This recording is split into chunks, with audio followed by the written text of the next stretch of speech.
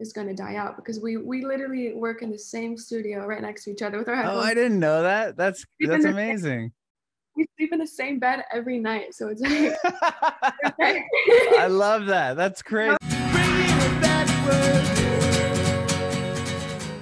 okay. Well, awesome. Thank you so much for doing this. So talk to me. Where were you born and raised? Thank you so much. I was born and raised in California, and it is, I feel like, very highly populated with a very, I mean, half Hispanic, half Mm-hmm.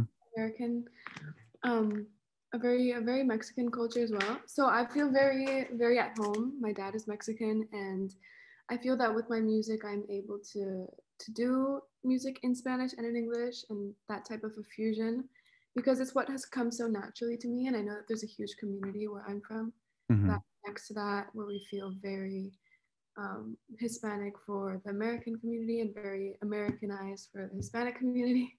So that's kind of where I would say I kind of fit in.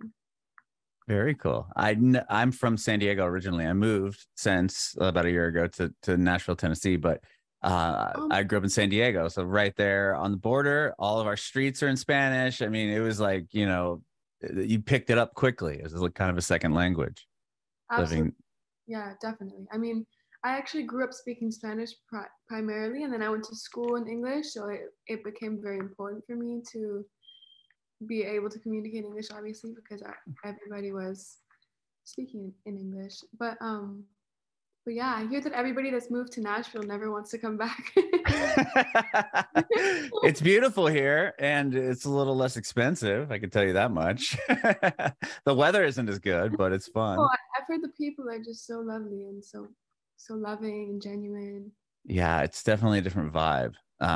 People are a lot. Yeah, it's got that southern charm for sure. Yeah, I love that. But it's great. So grew up in a very musical household. When did you start? Were you singing early? Did you learn an instrument early on? Like, tell me about your musical upbringing. So I had always grown up in an environment in which music was a constant. It was never, you know, absent from my day to day. Wake up with music, playing in the house. My dad is recording in the studio, or then we're going to I'm going to go see his rehearsals for a show, or um, accompany him at a show because he's a performer and he's been an enormous influence on my magnetism towards this art. And I feel like it came so naturally and like almost inevitable for me to be curious about this form of expression, about playing an instrument. So at 5 years old, I began to play the piano. And I performed at local theaters. I would take little dance classes. I also took various other, I experimented along many other facets of creative expression, also sports. And so my parents were never forcing me to follow this path. If anything, they've tried to warn me against how difficult and how demanding it is. Mm-hmm.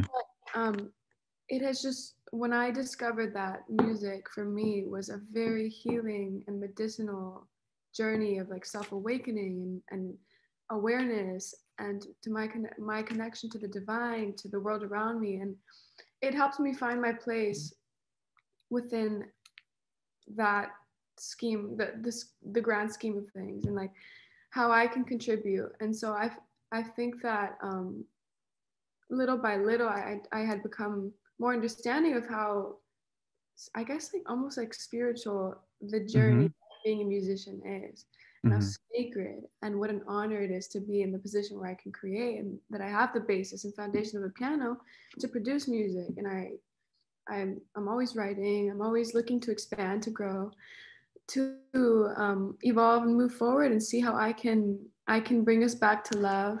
I can remind us of our inherent nature in any way possible, because I think that every emotion is a color and a facet of love, and it is so beautiful to be able to recognize and express that within what I make. Mm-hmm. I love that. I love that. With the piano, you said you're writing early on, and you're playing out as a young age too. Sounds Yes. like. I would play the piano in local theaters, little dance shows as well. Mm-hmm. I was very timid as a kid though, so I didn't really perform I don't think I performed singing other than outside of like a choir concert or like at my church at the time Sure. I was a kid. But those things really build your character and they do teach you so much. And I think over time, um, thankfully I have like gained so much uh, love, respect, understanding for myself when it comes to respecting the journey, the phases that come with choosing a career path that is so important to you. Like this is my entire world. So I just want to make sure that I'm doing things to the best of my ability, that I am doing the right thing, that I am improving somebody's world around me. I think that's really special. And you were saying that, I mean, just to grow up in a household where music was such a big thing. And it's interesting because I've heard this from other artists that have, grown up in the industry, so to speak, where it's their parent will kind of not want to push them towards it, or kind of be like, oh, well, maybe there's some other things that you could, just because of the nature of it, right? I mean, it's cutthroat, it's all subjective if people like your songs or not. It's not like it's not like being a doctor where, if you get to this level, then you hopefully you do this, and there's no real plan, like cookie cutter plan, and no fallback. It's totally probably, well, it's an enormous risk, an enormous, Sure. and you never know how people are going to react to your work, if they're going to like it. To be open to constructive criticism, but also have thick skin and know how to filter out like what is not constructive and just like straight up hateful. Mm-hmm. But it's exciting, it's really, really exciting because you're also understanding in a way like the psyche of the human and like how everybody is how each of our perceptions play like such an enormous role in the foundation of all that is. So it's really, I have a lot of respect for everybody that um, has connected with me, that has forwarded me, that has, I think that the people kind of guide us to where we need to be, but we also know exactly like what we're capable of and what we have to offer and what our message is. Sure. You must have got some validation early on, I would imagine, like that you were kind of on the right path. Was that like, do you remember like early performances or people just being like encouraging, like, you're actually really good at this, you should continue, your voice is awesome? Like, were you getting any of that at a young age? Yeah, when I was a kid, I was like, I was very shy, but when I would sing in front of my friends, excuse me, um, they would always tell me that like they were really moved, that it's something that I should pursue, that I have a nice voice, this and that. And it took me a while to really like, I think there have been so many synchronicities since then that have pointed me towards this career path. Because there have been moments of doubt where I'm like, am I built for this? Am I made for this? Am I capable? Am I this and that? But when and like you can't stray yourself away from what is destined for you. And I think that when the universe provides you with opportunities over and over and over again to do this that you feel so drawn and called to do, it's a sign that you must. Mm-hmm. No, I completely agree. I think I was talking to your sister about numerology. Does that make sense? Yeah. Yeah, because I forgot what she said, but it was like totally. I interviewed somebody that was is an artist, musician that was way into numerology, and then I started doing all this research on it, and I think it's so interesting. And I think there was some tie that she had to her music, and I wonder if you had a similar experience, or is that something you're also interested in?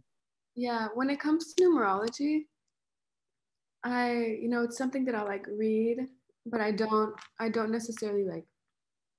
By I'm not, too yeah. far into it. No, I actually do, but Okay. I'm just like not super, super, super aware of what. I just know my life path number is 1. Life Okay. path number 1 is, um, it's calling you to be a leader and to step Hmm. into your authoritative power and to stand your ground, to stand firm in your truth and your power. And I think that's so important as well, I mean, for anybody to do. Sure. But especially in this industry, like I feel that oftentimes you are being taught in so many directions that you're not sure if like what you know to be fulfilling and wonderful to your soul to on like on a very profound level, you don't know if that's like the right move. Right. But it is. It always is. It is a trip. Like I'm life path 11 or 11, and which is like some super rare one. And so is my son. Oh my like in God. You're a master number? Yeah. Isn't that crazy? Oh my God. And what's the other number? The life path and the other first number, I'm a 9. I can't think of the name of it. It was also it was, what is it? Would be Soul Urge number? Yes, it was 9. And like the person I was talking to, I was like, oh my God, like this is crazy. And then like I find out my son is an 11. And like you just do all these weird connections start to like formulate. It's like, it's too far. Like my mind just gets blown too much getting into it. But like, it is interesting. Dude, when you think you've gotten a grip on it, it's like you're just reaching the bottom of the mountain. And right. It's so wild.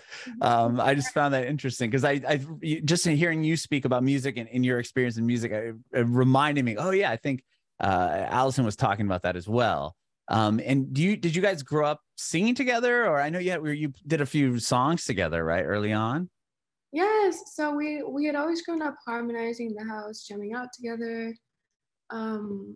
It just became very natural to us. And it's kind of funny because when we were kids, we grew up with High School Musical and Camp Rock, and like all these Disney shows are based around like an artist and music. And so we started singing, like harmonizing to High School Musical songs together, and then we harmonized to other songs together, and then she would play piano and I would play like the congas, or we would swap around and just mess around. And then my dad really loves the way that we harmonize, so he invited us to be a part of his actually Universal invited us to be a part of a tribute album to him. It's a lot of artists, Juan Luis Guerra, David Bisbal, a lot of incredible artists that I admire so much. We were probably, I think, like 15, 16 at the time that we recorded it. And so, yeah, we recorded that cover together. And then on another occasion, we were just jamming out. We were playing one of my dad's songs called Donde Estará Mi Primavera, which is a song that when we were kids it would just bring us to tears without fully understanding how profound it really is. And it was just crazy so we were in Mexico, and there's a piano, and I start playing the piano. My dad comes with like some maracas, with the guitar. And my sister comes with some maracas, and we're like, oh my God, like let's record this remix. So we made a flamenco version of a song that's a ballad, like a classical ballad. And those are the two things that we have done together in the past. And it was just so natural. And I believe that when things flow so naturally, like you should ride the wave. But at the same time, we both have these thinking in Spanish, this like deep desire to pave our own path as soloists, to create what resides within us, and what we can express, what we want to express to the world through our music, because we have very different styles from what my dad does. And it's so exciting to finally see that little by little we're paving our way and figuring out more and more every day who we are and our mission. Yes. And I think that's you have a similar sound to each other, but you're definitely on two different paths. When you listen to what you've released and what she's released, it's completely different. And with that, like, when did you guys, or were you always kind of working on your own solo thing, or always had you always wanted to be a solo artist and independently, I guess, from each other? Was that something that or did you kind of want to be a duo? Well, so I wanted to be a duo. I was really wanted to. I thought it would be a great move. I thought that both of us would have Well, for many reasons, I just thought it would be something that would allow both of us to have an incredible time, to thrive, and to enjoy each other's presence, to learn from one another. And she's actually the one who initially said, like, no, like I want to do my thing, no. And of course, she's absolutely killing it. She is so creative, and I'm so happy to see her evolving as an artist, as a human being. The things that I've heard in the studio that she hasn't released are like a whole nother level. It's just so exciting because I'm like, I just want the world to hear all of this. It just takes so much time to curate something that is going to really move an audience. And it's exciting to see that we're both doing really well in our own lanes. And at the same time, I mean, we live together, so it's not like our dynamic of like singing together and jamming out and helping each other when we're creating is going to die out, because we literally work in the same studio right next to each other with our headphones. Oh, I didn't know that. That's amazing. We sleep in the same bed every night, so it's like I love that. That's crazy. I did not know that. She didn't tell me all of this. Yes. I mean, it's our dynamic. So I don't think the idea of like creating something in the future would ever die out. We're definitely. It sounds like you're still kind of doing that on your own path, right? Exactly. Yeah, like kind of helping each other anyway behind the scenes. Exactly, because no one's gonna be more brutally honest with you than your sibling. Right. We need that feedback. And yeah, she can tell you anything. I'm sure it'll be crushing, I bet, or cut deep, but it's like, well, she's my sister, so that's what she's kind of there for. You just know it's never going to be like ill will or. Right. She's just saying in your best intention, right, or for you. Yeah. Wow. Do you remember, like, what was the first time, or when was the first time that you came out and you sang your own song or performed your own music? And where was that? Yeah, so that was so recent. It was so June. It was June. Sometime in June, Mm-hmm. I opened my first show ever in front of a good quantity of people. I'm not sure exactly how many people were there, but it was like an auditorium. And it was Luis Fonsi's show and a band called Reik. And it was in the Dominican Republic. And so the crowd, but I was expecting for it to be a whole nother story. I thought I would have to get there and lift up the energy and get them moving, get them going. They were already up here from the moment from the moment I like stepped out without the song even starting, because I started my set with a very iconic Dominican song called Obsesión. They went crazy, and after that I sang my song, and people came with their posters with the song name, with like I love you Mar, and I've never seen that in my life, so I was just like I wanted to cry. I was ecstatic, blown away in deep gratitude, and I heard people singing this song for the first time in my entire life, so it was just so the audience was already singing back to you. Yeah, and that was the craziest part for me, because I was like, I just didn't expect that at all. I didn't even anticipate it, because I'm still just starting off, and I've only had one song out, so I thought I was going to sing it was going to be completely quiet and that type of thing, get them used to it and see if they like it. But I heard people singing the song. So, and then in about 2 weeks ago, I opened Danny Ocean's show. And I heard a good amount of people singing the song, because in Guadalajara, where I sang it, it's #1 on the radio. So I was just like, wow, this is real. This is really happening. That's when it really hit me. So it's just, there's no feeling that compares to that. I was like in doubt. I was like, am I actually, it's just. Well, did you see the numbers? I'm just curious, because did you see the numbers on your song on YouTube before doing these shows? So did you release a song and it like did its thing? Yeah. And then, well, tell me about that. So you put the song out, obviously just, okay, well, here's my first song. Yeah. And here's the video. And I mean, it's just out there in the internet. And then it starts to obviously blow up. Like, what was that experience like? So unexpected. Like I can't even tell you. I was so nervous about releasing this song. I was very hesitant, and I was like, I don't know, like this doesn't. I feel like I was so in my head about it. Like this needs to fully represent me as I am, and this needs to blah, blah, blah. Just so like complicated. I was just, and then there came a point where I was like, dude, snap out of it. Like just put something out there. Put something out there, because I'm my own worst enemy when it comes to releasing music, because I'm a perfectionist. I want to make sure that it's really encapsulating what I want to bring forth into the light, what I want to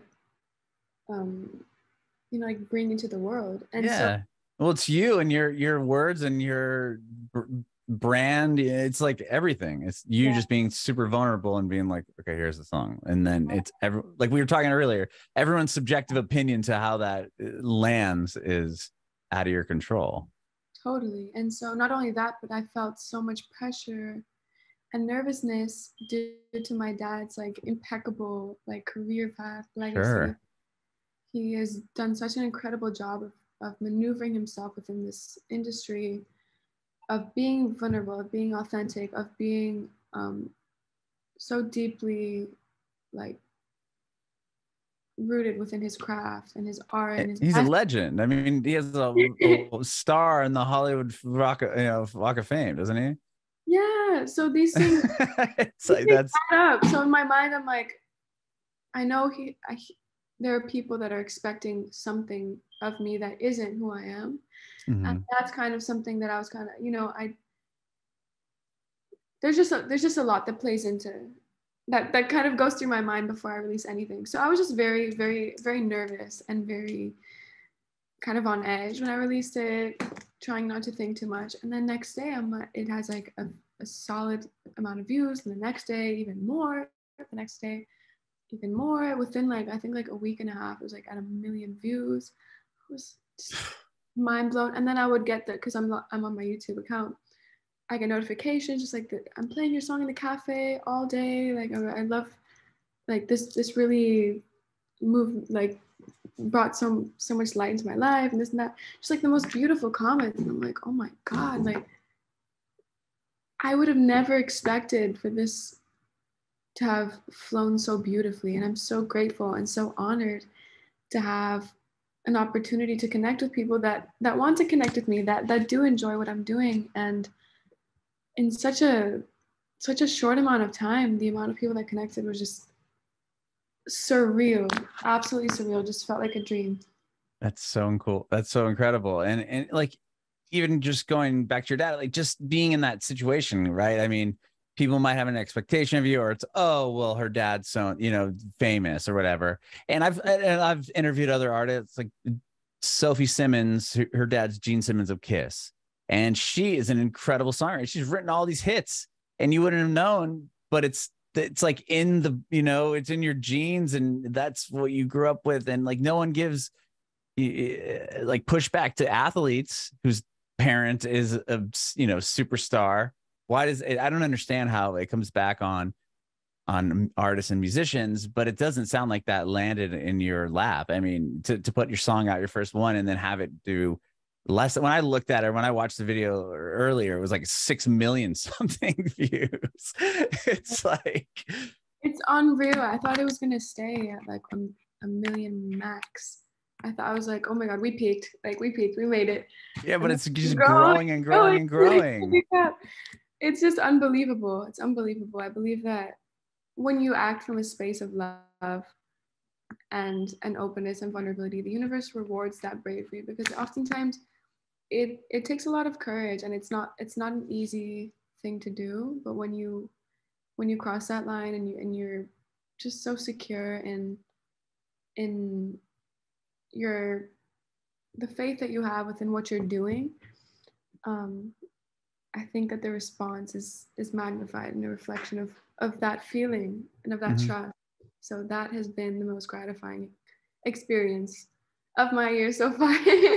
It's incredible. Is the song something that you shared with with your dad at all, or do you show him you or your sister show him the music you're working on, or do you kind of let those two worlds stay apart? So I've been working on music this entire year. I have an album ready that I'm going to Oh, show. wow. I'm going to show everybody in my team, my family next week. So Oh, are you nervous about that? I'm so nervous. But I don't show. I usually don't show anybody until I'm like it's pretty much fully ready. Uh-huh. Because when you show somebody a demo or like a rough draft of what you're trying to create, if you're not a producer or if you don't have a musical ear, oftentimes like you you can't hear beyond what is there. Right And beyond the surface of the whatever demo scratch tracks that you're putting on there. exactly. So I like to do. I'm excited. I think they're gonna love it. And then with this song, I actually didn't show my dad. My team did, and because they knew I was really nervous about releasing it, and I didn't know they were gonna show him. I thought he was just gonna hear when it came out, and they sent me videos of him in the studio, and he was just grooving and having such a good time, and he really loved it, and that for me was such a pleasant surprise and super super gratifying. Like I there's nothing more. I mean, I feel like his opinion to me is like I place it on a pedestal. So to it was just such an immediate relief and peace for me. Yeah, he's got to be such a proud pop having him, both his daughters doing or two, his daughters doing this and being so successful at it. Thank you so much. I hope to make them proud. That's the goal. I'm sure you are. I didn't you have, or at least, excuse me, from what I remember, in the conversation I had with your sister, the song on the tribute on your father's tribute album, didn't you have a similar experience? Or it was something with the song you did. Like, can you tell me about that? I can't remember. It was something with either the song you guys covered or he was in the studio. I can't remember what it was, but wasn't there something special that happened that day too? Um, with Extrañándote, Yeah. I mean, he wasn't, or was he? It was just so long ago. Okay. He was in the studio. And I remember, I mean, what I love about him is that he's not, um, I mean, he's not a perfectionist. And Mm-hmm. I've noticed that that is probably my like biggest, not weakness, but I remember when we were recording the song, we recorded it in like 1, 2, or 3 takes max. And he was like, leave it like that, leave it like that. And we're like, no, I don't like, I want to fix this. I don't like this. And he's like, no, like you have to understand these things are so like valuable and important. And like, it shouldn't be perfect. Nothing should ever be perfect. And I just thought that always stuck out to me because he's recorded many tracks with, you know, not Yeah. seeking perfection, just not seeking perfection and seeking to transmit. And so that to me was like heavily, heavily important and it resonated with me until this day. But yeah, both of the songs, they just surged so naturally. The creation, the process of recording the songs, and just to have them there to guide us and to mentor us is just such a beautiful experience. Yeah, invaluable. I imagine just having somebody that's that success or in that space just to say, hey, but I mean, obviously also terrifying. Like, here's a song. Like, what do you think? Like, don't trash it. You know what I mean? But like, it sounds like he's so supportive. Totally. He's always been so supportive of everything that we do. And he's never imposed, he's never tried to make us steer towards like one direction or do something that he's wanted us to do. He's always let us fly with our own wings and supported that flight, that journey. Um, and he's just a very wise, noble, transparent man. Like everything that he says and does comes from such a beautiful space within his heart of just honoring those around him, respecting those around him. And there's nothing more that I could ever ask for. Mm-hmm. I love that. You said you have an album of songs done. Is it Spanish, everything? It's actually mostly English, this album, but But I do have a single coming out next week. I think it's next week, September 2nd. We talk about it. This will come out after. Yeah. This song is called Calavera. It's sort of a 360 from Quédate, because Quédate is all about this, like, not necessarily love at first sight, but connection at first sight, where you're very intrigued, you feel an irresistible magnetism. And it's just that feeling of like wanting to get to know somebody a little more. While this one is about once you've already, this song is, I would say, a very empowering song for the ladies. It is a breakup song, but it's kind of like a song in which both of us are like on the same page. And it's sort of just reclaiming and stepping back into your power, back into who you truly are. And yeah, it's quite different from the previous one, but I think a lot of people are gonna enjoy it.